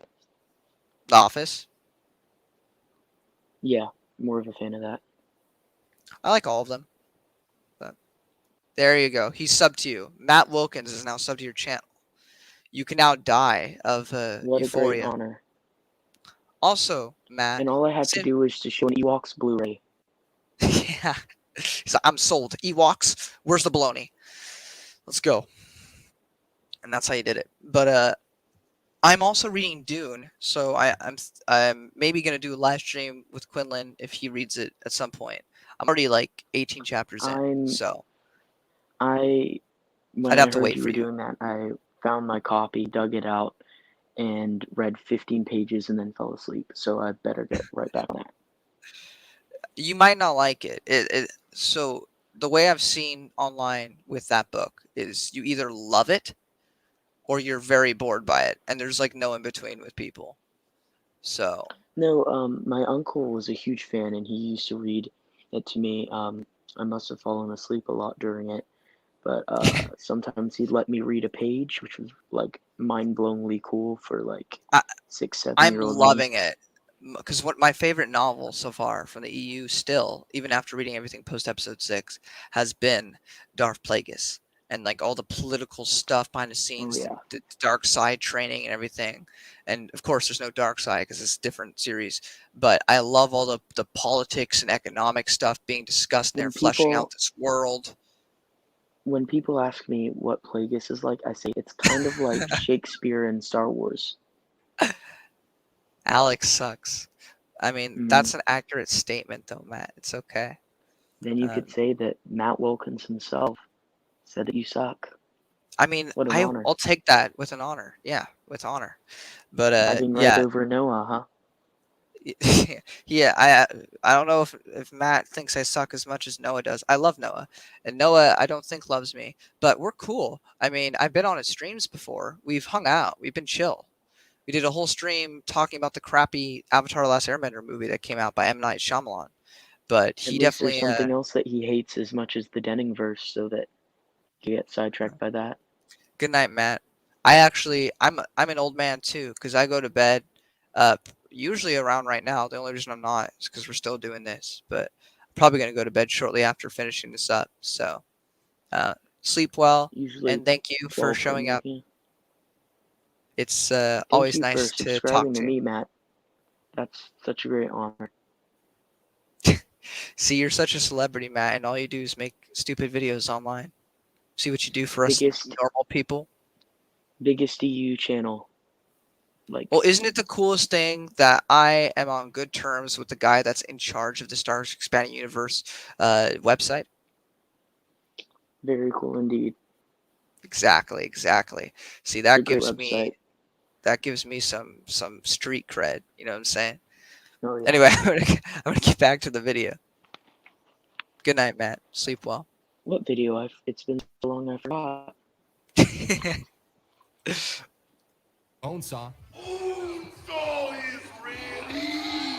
Enrique, the greasy, deep-fried fat manager of Moondance Coffee. We better happen no more, you hear me? Don't roll your eyes at me.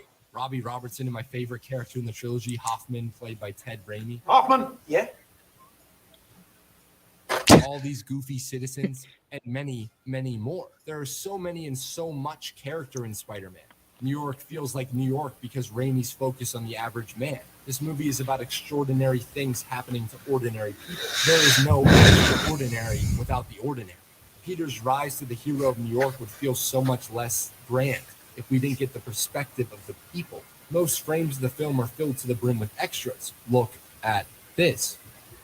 New York City is a character in itself, something that has been true not only for Spider-Man comics, but for the entire Marvel universe. It's honestly so refreshing to see New York be portrayed as a bustling city full of life for our hero to protect, instead of a green screen backdrop for our heroes to fight in. And this was 17 years ago. The CGI might be dated, but the themes, the complex characters, and the filmmaking are certainly not. Oh yeah.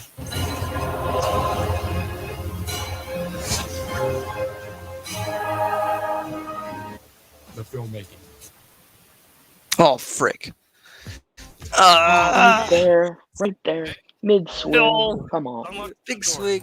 There we go. All right. Sorry about that, viewers. I just Looks rambled like an on about agenda-pushing commercial. Spider-Man, but I forgot one. I forgot possibly the most important character of all, Sam Raimi. Spider-Man is first and foremost a Sam Raimi movie. It's full of his wacky style, his insane camera movements, his horror movie roots, and his attention to detail. I want to touch on Oh the yeah, set he's. of this film. I forgot that Sam Raimi is got those horror movie roots, and he's he's the one who did the Evil Dead. Yeah, and he's doing Doctor Strange in the Multiverse of Madness, which is supposed to be a scarier film. So yeah, he's the perfect fit for that film. I'm actually really hyped for Doctor Strange and Spider-Man are the only Doctor Strange and Spider-Man are the only ones I still care to watch. And the Doctor Strange one only because Sam Raimi's directing it. I don't know. Have you heard all the good reviews about Shang-Chi on Rotten Tomatoes? Yeah, it's like a 92 or 3%. Like it's been praised for like its originality as like not just a Marvel movie but a martial arts movie. More importantly. I mean, yeah. I mean that's fine. I don't know. I don't particularly care about that character. I mean, I might watch it if it comes on TV. It's not something I really want to spend my hard-earned money on to go watch in theaters or anything. I've got my tickets. I've had them for weeks. I'm gonna. Whenever you see it, I'd love to do a stream discussing it with you. Yeah, I might wait for it to come on Disney Plus or something, and then 45 talk about days later, then, so 2022 maybe. I don't know. Yeah, I mean, I'm sure I'll enjoy it. I don't think any of the Marvel movies particularly suck, except for a few. Captain Marvel, but Captain Marvel. There's a that's great what I video say. I watched. Yeah, where someone said it was so great and satisfying for the climax of 10 years of storytelling in Infinity War to see all our favorite heroes and Captain Marvel come together for one epic fight. Oh, you know, I just realized we should have recommended to Matt to watch that. How we think the character should die.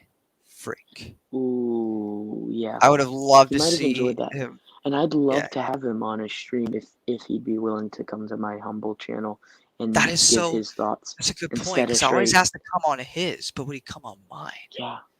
That's I don't interesting. know. having Matt on your What? stream boosts your viewers by like 1,000%. Oh yeah, for sure. Anyway, but we got 10 minutes left, so once you finish up what you're gonna say, I'm gonna continue Oh going. yeah.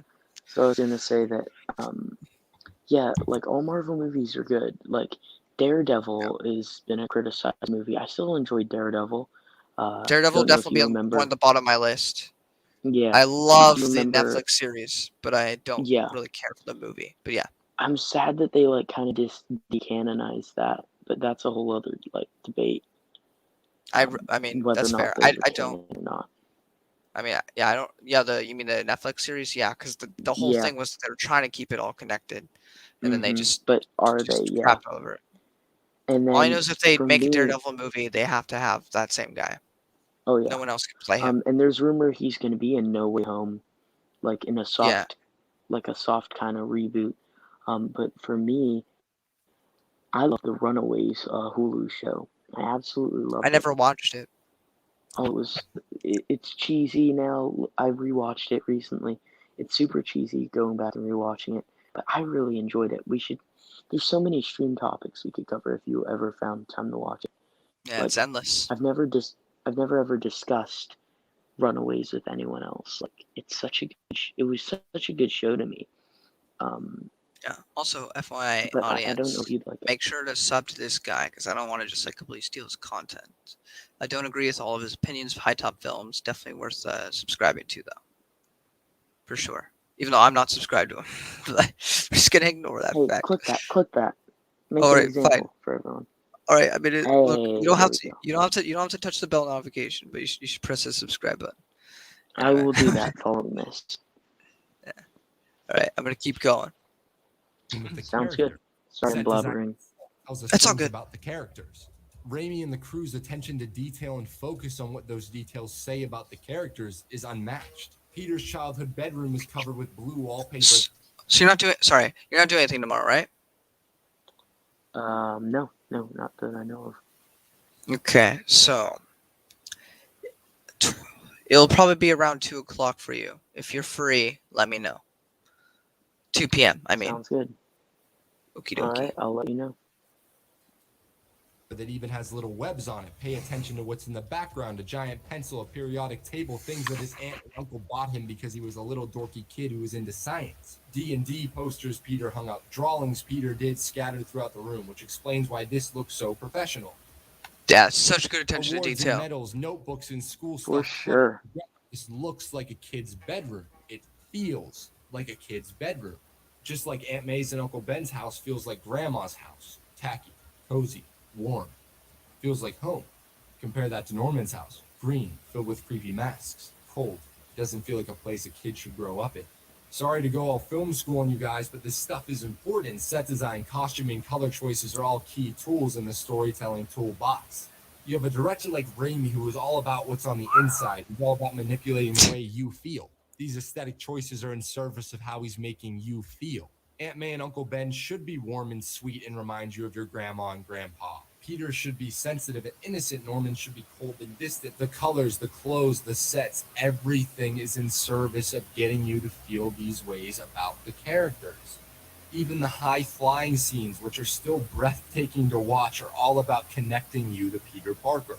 In the first movie, we made the conceit that our cameraman traveled with Spider-Man, and he had inaccuracies in his operation. As Spider-Man swaying through the bottom of his arc, the cameraman went through the bottom of his arc with him. So trying to stay within the definition of a, quote, super camera, and keep it so that the camera doesn't draw attention to itself is one of the huge challenges of making this character believable. Raimi isn't saying, look at me, look at how insanely choreographed the camera moves are. Raimi wants the audience to swing with Peter.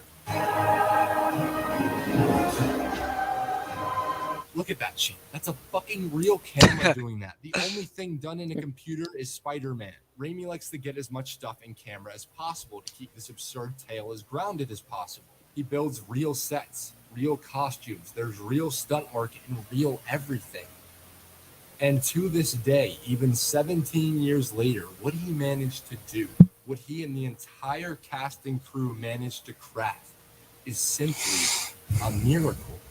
The action is stylized, brutal, Funny how and they keep showing that the one scene, huh? score is haunted Yeah. and empowering. It starts off like a spider crawling up a web and transforms into an operatic, instantly iconic theme. Every shot, every set, every moment is so Sam Raimi. It's ridiculous how Raimi manages to introduce Spider-Man to a world filled with 7 billion people, a large number of whom adored this movie, and tell a wonderful and sincere story about people that establishes and develops 4 central characters and an abundance of memorable side characters, and still maintain a unique directorial style that not only pushed the limits of filmmaking at the time, not only showed his clear handle on emotion, action, and tone, but still was 100% Spider-Man. This movie is a Stan Lee and Steve Ditko comic book. It's filled with drama, cheesy and dramatic dialogue, relatable characters, dynamic colors, unimaginable images of a boy in a costume swinging through New York City. Everything you read in those classic issues you get here in this classic film. And it's all because of one simple fact. Sam Raimi has a genuine love of Spider-Man. Spider-Man and Sam Raimi are the same thing to me. You know, it comes from him. It's his vision. Kids come to this picture, and Spider-Man is their hero. And I'm not talking about because of the first movie. I just mean anyone you put in the superhero outfit and you play the heroic horns on the soundtrack, they are going to look up to you as the hero. You just get that unearned. It's not fair, but it really is true. So you have an obligation to bring your character to the level that's worth their admiration. You get it without having paid for it. So the job of making the movie in some ways is paying for it. He brought this love for the character and love of his craft and amped it up to 1,000. He knew what this character meant to nerds like him everywhere, and he knew what this character could mean to everyone. And you know what? He succeeded. Like it or not, this first film was probably one of the reasons you got into Spider-Man. One of the reasons you started loving Spider-Man. So go ahead, pick this movie apart. Make 30-minute videos talking about This may or may not be a diss against Cosmonaut Variety Hour, because he also made a video about Spider-Man but was crapping all over it. So Right. I don't really care for Cosmonaut, but enough said. The only comic book channels that I followed prior to this is like New Rock Stars, Comic Book Cast, Cosmic Wonder, Everything Always, like your typical like big breakdown, like recentest news kind of stuff. Yeah. Yeah. rant about how cheesy they are, but that's bullshit, and you know it. Spider-Man is every bit as heartfelt, every bit as game-changing, every bit as genre-defining as you remember. Instead of arguing about which Spider-Man is the best, acknowledge that this Spider-Man is the film that opened the doors for all the Spider-Men. Sam Raimi crafted a sincere, genuine masterpiece with our favorite webhead. And you know what's fucking crazy? He took all of this. He took everything from Spider-Man 1, and the madman did it again. Only this time, he did it better. And that'll be left for tomorrow if we end up streaming together. But yeah. Right. That was High Top's video on the first Sam Raimi Spider-Man movie.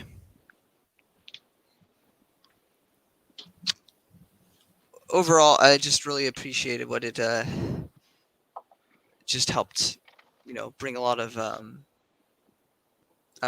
just positivity to those movies, because a lot of the memes are remembered, but a lot of people forget about the heartfelt moments, and it's just nice to have that appreciation. And I know you'll be excited if we do his video on Amazing Spider-Man, seeing all the positive stuff he has to say for that. Definitely made me appreciate the movie more than I originally had. So I can say that as someone who doesn't think that's his favorite Spider-Man. But yeah. Again, this is why I'm not a host, but it's been fun having you. It's been fun discussing stuff about Spider-Man, then derailing for a bit, getting back on track, derailing, having Matt Wilkins join the stream. It's been an interesting night for sure. But thank you all who watched while it was going. Anybody who watches archived, thank you for sitting through a movie length hour and 48 minutes of this. And thank you. Could have been watching those Spider-Man films. Yeah, I could have finished one, but For sure. I'll definitely have to do that too. I'm gonna go through before we got to December, so I'll definitely watch all the Spider-Man movies again before that happens. Marathon, that would be so fun. Yeah, just can't do that on YouTube because copyright. But thanks for coming on. Maybe I'll see you tomorrow. Maybe I won't. But regardless, have a good day, and I'll say the same to the rest of you. Bye-bye.